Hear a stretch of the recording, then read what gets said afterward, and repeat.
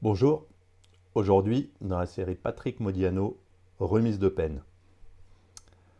C'est une œuvre courte de Patrick, donc Patrick, ça fait un peu name dropping, autant pour moi, publié en 1988. Ce récit, comme plusieurs autres de Modiano, aborde les thèmes de la mémoire, du passé, de l'identité et de l'enfance perdue.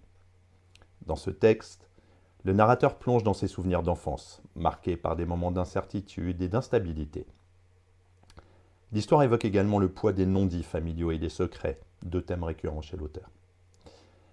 Bien que relativement court, ce livre est empreint de la mélancolie caractéristique de Modiano, qui explore les relations entre le narrateur et ses parents, leur mystérieuse vie durant l'après-guerre et l'ambiance trouble de ces années-là. Le style de l'auteur, elliptique et fragmenté comme toujours, reflète la difficulté de cerner le passé avec précision, chaque souvenir étant une reconstruction fragile et incertaine. Remise de peine s'ouvre sur une scène dans laquelle le narrateur se souvient de ses premières années passées à Jouy-en-Josas, en région parisienne. Le lieu devient le décor principal de l'histoire. À travers les yeux du narrateur enfant, Jouy-en-Josas est à la fois un endroit familier et étranger, un lieu où il a vécu, mais qu'il peine à saisir pleinement.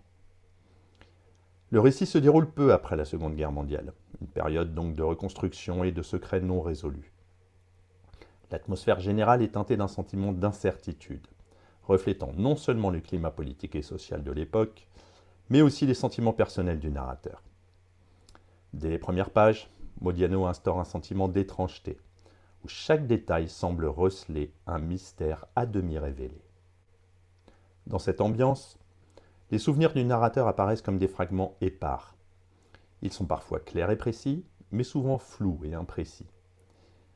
Ils illustrent la difficulté de se remémorer l'enfance avec exactitude. Les premières descriptions des lieux et des événements sont imprégnées de cette incertitude. Jouy-en-Josas, qui devrait être un lieu de stabilité et de sécurité, se révélait tout le contraire. Un lieu où les non-dits et les mystères pèsent lourdement sur la vie du narrateur. Les parents du narrateur occupent une place centrale dans le récit, comme souvent avec Patrick Modiano. Mais ils demeurent des figures énigmatiques. Le narrateur évoque son père et sa mère de manière intermittente, comme s'il peinait à assembler les morceaux de leur vie ensemble. Ces figures parentales sont à la fois présentes et absentes, des ombres qui flottent en arrière-plan, marquées par des silences et des secrets.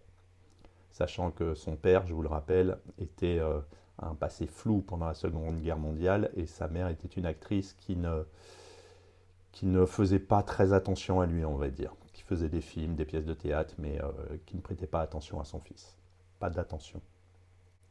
Le père du narrateur est décrit comme un homme aux affaires mystérieuses et peu recommandable. On devine qu'il a été impliqué dans des activités louches pendant l'occupation, bien que le narrateur n'en sache pas beaucoup plus. Cette opacité quant aux activités du père alimente un sentiment de malaise tout au long du roman. L'enfant, intuitivement, sent que quelque chose cloche, mais il ne parvient pas à mettre des mots sur ce malaise. La mère du narrateur, quant à elle, est une femme plus distante encore.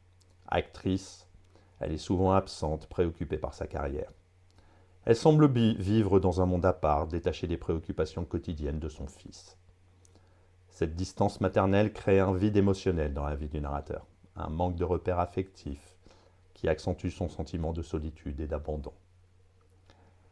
À travers ces figures parentales, Modiano aborde le thème de l'absence et de la quête identitaire. Le narrateur, encore enfant, est en quête d'une stabilité qu'il ne trouve ni chez son père, ni chez sa mère. Leur présence physique ne suffit pas à combler le vide émotionnel qu'il ressent. Leur vie secrète, marquée par les non-dits et les mystères, contribue à l'isolement du narrateur, qui cherche désespérément des réponses à des questions qu'il ne peut pas encore formuler. Dans le récit, le narrateur mentionne également la période où il a été envoyé dans une pension, à Jouy-en-Josas. La pension devient un autre lieu important du roman, un espace de transition entre l'enfance et l'âge adulte, mais aussi un lieu où règne une atmosphère de mystère et de surveillance. Le narrateur, encore jeune, ne comprend pas exactement pourquoi il a été envoyé dans cet endroit, et cette absence d'explication renforce son sentiment d'abandon.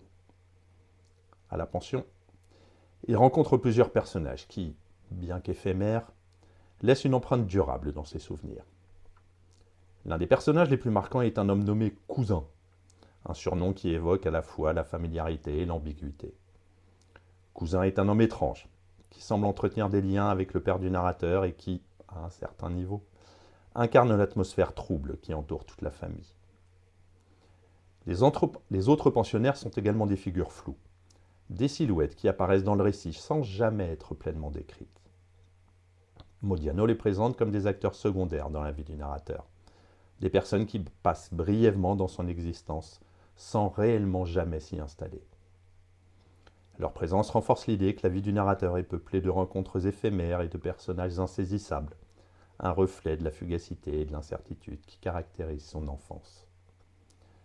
Ces personnages secondaires servent également à renforcer l'atmosphère générale de secret et de mystère qui plane sur ce récit. Le narrateur, à travers ses interactions avec eux, se confronte à des réalités qu'il ne comprend pas encore pleinement, mais qui marquent profondément sa perception du monde. Le thème de l'ambiguïté morale et des frontières floues entre le bien et le mal est également présent à travers ces figures. Dans le livre, la mémoire joue un rôle central. Le narrateur, adulte, tente de se souvenir de son enfance. Mais il est confronté aux lacunes et aux incertitudes qui caractérisent tout acte de remémoration. Les souvenirs de son enfance sont fragmentés, souvent vagues et incomplets, ce qui reflète l'idée que le passé est difficile à saisir dans toute sa complexité.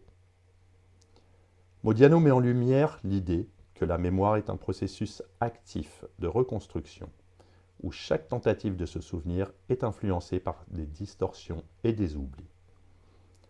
Le narrateur se souvient de moments précis de son enfance, mais ces souvenirs sont souvent déformés par le temps. L'image qu'il a de son père, de sa mère et de Jouy en Josas est teintée par les émotions qu'il a ressenties à l'époque, mais aussi par l'incertitude qui entoure ses souvenirs. L'oubli joue également un rôle clé dans le récit. Le narrateur est conscient qu'il y a des aspects de son passé qui lui échappent, des moments qu'il ne parvient pas à se remémorer. Ce phénomène d'oubli est amplifié par le comportement de ses parents, qui refusent de parler de leur passé et des événements marquants de l'occupation. Cette absence de communication renforce l'idée que le passé est une zone d'ombre, un territoire inconnu que le narrateur tente en vain de cartographier. En outre, Modiano souligne la nature subjective de la mémoire, en montrant que chaque personne se souvient différemment des mêmes événements. Les souvenirs du narrateur, bien qu'authentiques pour lui, sont forcément incomplets et partiels. Cette incertitude autour de la mémoire est un thème récurrent dans l'œuvre de Modiano, qui explore souvent les limites de la connaissance de soi et du passé. Tout au long du livre, l'auteur crée une atmosphère de mystère et de menace latente. Le passé du narrateur est rempli de zones d'ombre, et le lecteur, comme le narrateur lui-même, n'a jamais une image claire des événements. Cette ambiguïté est renforcée par les nombreuses références à l'occupation et aux activités louches du père, qui restent floues donc et jamais pleinement expliquées. L'atmosphère de menace est également présente à travers les personnages secondaires, qui semblent toujours avoir des intentions cachées. Que ce soit les pensionnaires de Jouy en Josas ou les amis du père, ils sont souvent décrits comme des figures inquiétantes et insaisissables, contribuant à l'impression que quelque chose de sinistre se cache sous la surface. Modiano utilise cette atmosphère pour refléter l'état d'esprit du narrateur qui, enfant, se sentait constamment en danger, sans vraiment comprendre pourquoi. Cette menace diffuse est un écho des angoisses du narrateur face à l'inconnu et à l'absence de réponse. L'auteur parvient à créer un sentiment de malaise, où chaque interaction et chaque souvenir est teinté de suspicion et d'incertitude. Pour conclure, Remise de peine est à la fois sobre et intense. Et Patrick Modiano explore les thèmes qui lui sont chers, la mémoire, l'oubli, l'identité et l'ambiguïté morale. À travers les souvenirs fragmentés de son narrateur, l'auteur nous plonge dans une quête d'identité marquée par les absences, les non-dits et les secrets familiaux. Ce roman, bien que court, est riche en nuances. Il reflète la difficulté de se remémorer le passé avec précision et la manière dont la mémoire peut être à la fois un outil de rédemption et un fardeau. En explorant le passé trouble du narrateur, Modiano nous invite à réfléchir sur la manière dont le passé façonne le présent, et sur la manière dont nous sommes tous, à un certain degré, les prisonniers de nos souvenirs et de nos oublis. À bientôt.